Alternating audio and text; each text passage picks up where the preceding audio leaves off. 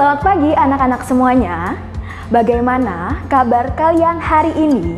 Semoga kalian semua selalu diberikan kesehatan dan perlindungan dimanapun kalian berada. Oke anak-anak, yuk kita siapkan diri kalian, alat tulis kalian untuk belajar tentang wawancara. Nah, kita akan belajar tentang wawancara. Apa sih itu wawancara? Lalu tujuannya apa sih kita melakukan wawancara? Dan pastinya kita juga harus tahu bagaimana membuat wawancara itu yang baik. Nah, kita akan membuat pertanyaan yang baik, tetapi kita juga harus tahu ciri-ciri pertanyaan yang baik. Oke anak-anak, apa sih itu wawancara? Wawancara itu adalah percakapan antara narasumber dan pewawancara. Biasanya, wawancara ini dilakukan lebih dari satu orang. Ada narasumber dan ada pewawancaranya. Bagaimana sih caranya? Wawancara ini dilakukan dengan cara penyampaian sejumlah pertanyaan dari pewawancara kepada narasumber. Nah, jadi sebelum kita melakukan wawancara, pastinya kita juga harus membuat daftar-daftar pertanyaannya. Apa saja sih yang ingin kita tanyakan kepada narasumbernya itu. Kemudian kita juga harus tahu, wawancara itu tadi ada narasumbernya, lalu ada pewawancaranya. Nah, apa sih itu pewawancara? Pewawancara itu adalah orang yang mengajukan pertanyaan. Dia yang pastinya membuat pertanyaan dulu untuk ditanyakan kepada narasumbernya. Lalu apa sih itu narasumber?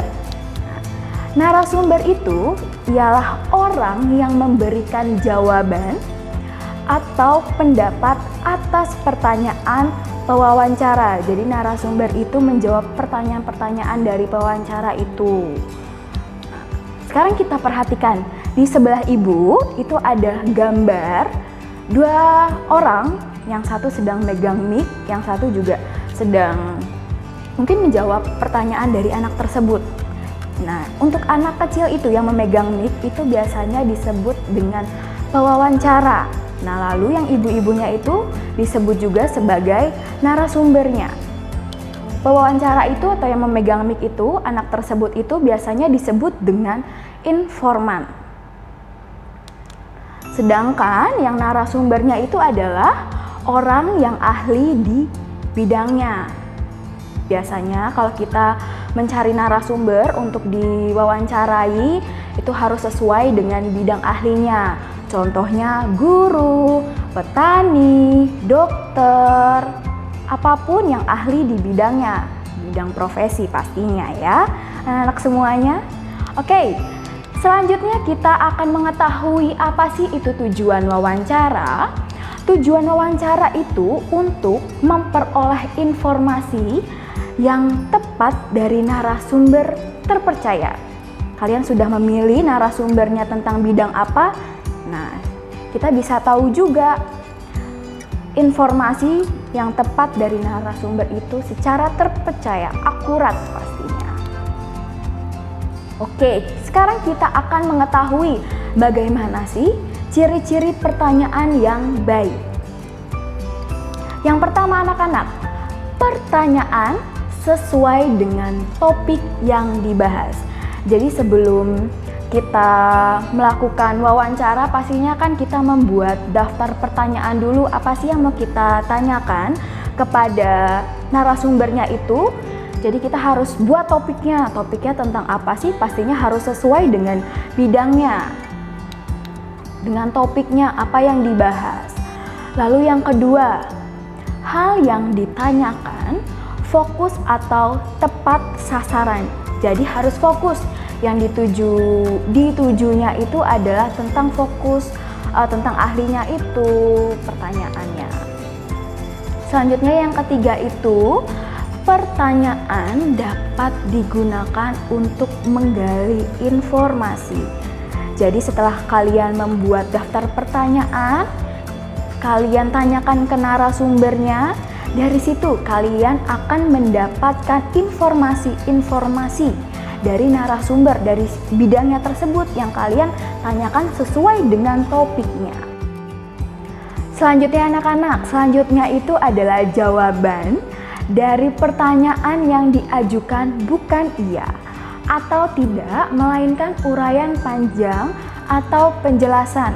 Jadi nanti kita akan lihat contohnya bagaimana sih pertanyaan yang baik tidak mengajukan jawaban yang iya atau tidak saja, melainkan uraian panjang atau penjelasannya. Lalu selanjutnya, pertanyaan satu dengan pertanyaan yang lainnya saling berkesinambungan. Jadi anak-anak dari awal, lalu isinya topiknya itu apa, lalu sampai penutupnya itu apa, pasti saling berkesinambungan, saling berkaitan dari awal sampai akhir, sampai kalian mengetahui informasi apa sih yang kalian dapatkan. Jadi itu. Selanjutnya, kalimat tanya diawali dengan kata tanya. Apa saja sih kata tanya itu? Yuk kita lihat bersama-sama. Ada apa? Kedua ada siapa? Lalu di mana? Lalu kapan? Berapa? Mengapa? Dan bagaimana? Jadi apa, siapa, di mana, kapan, berapa, mengapa, dan bagaimana itu merupakan kata tanya yang ingin kita buat pertanyaannya, daftar pertanyaannya. Selalu ada kata tanya. Selanjutnya itu ada kalimat tanya disusun dengan ejaan bahasa Indonesia yang baik dan benar pastinya. Begitu anak-anak. Yuk kita lihat contoh bagaimana sih ciri-ciri pertanyaan yang baik. Di sini Ibu sudah menyiapkan contoh, kalian bisa lihat. Nah, pertanyaan ini adalah apakah hobi Bapak Tony menanam tanaman? Coba kalian lihat, perhatikan baik-baik pertanyaan tersebut. Apakah pertanyaan tersebut sudah merupakan ciri-ciri pertanyaan yang baik? Nah, coba kita lihat. Ternyata ini bukan pertanyaan kalimat atau ciri-ciri pertanyaan yang baik. Oke, sekarang kita lihat contohnya yuk. Bersama-sama, kita latihan bersama-sama. Kita lihat contoh yang pertama. Contoh yang pertama, apakah hobi Bapak Tony menanam tanaman? Coba kalian lihat pertanyaannya sama yang tadi, yang kalian sudah amati ciri-ciri pertanyaan yang baik. Apakah ini merupakan ciri-ciri pertanyaan yang baik atau bukan? Ayo, apa jawabannya anak-anak? Ya, jawabannya itu adalah bukan ciri-ciri pertanyaan yang baik. Kenapa bukan ciri-ciri pertanyaan yang baik?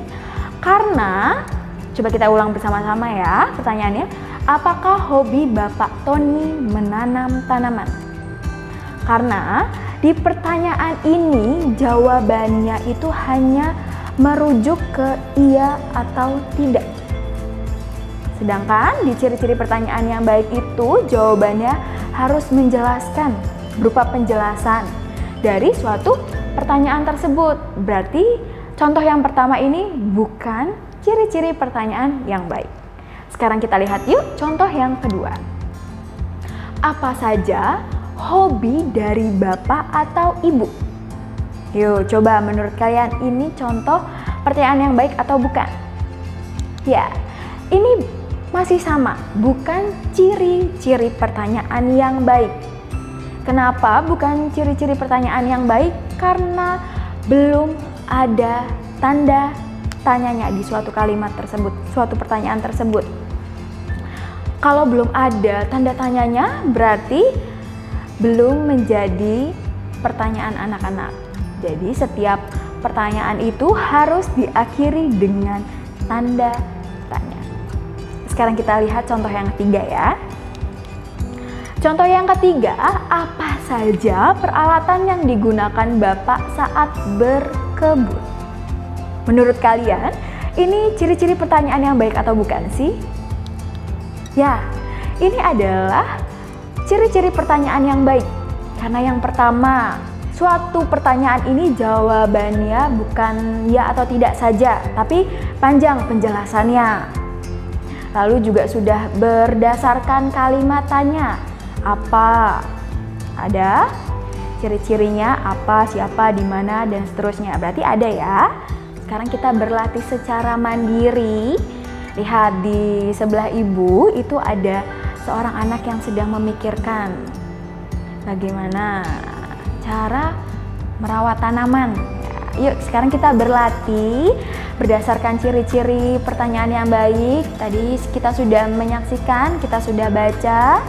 Nah, sekarang kita berlatih tuliskan 5 contoh pertanyaan tentang cara merawat tanaman. Yuk kita berlatih ya sama-sama ya anak-anak ya. Silakan buka buku tulis kalian, siapkan alat tulis, pensil pulpen untuk kalian berlatih. Tulis 5 contoh pertanyaan tentang cara merawat tanaman berdasarkan ciri-ciri pertanyaan yang baik yang sudah kalian baca ya anak-anak ya. Yuk kita berlatih. Oke anak-anak, demikian pembelajaran kita hari ini. Tadi kita sudah belajar tentang apa sih itu wawancara, lalu tujuan wawancara itu apa, lalu kita juga sudah belajar bagaimana sih ciri-ciri pertanyaan yang baik. Yang terakhir kita juga sudah berlatih secara bersama-sama. Contohnya pertanyaan yang baik itu seperti apa. Kalian silahkan melanjutkan kegiatan kalian, beraktivitas kalian tentang wawancara ini. Semoga kalian semua selalu diberikan kesehatan dan tetap jaga kesehatan. Tetap semangat anak-anak semuanya. Dah.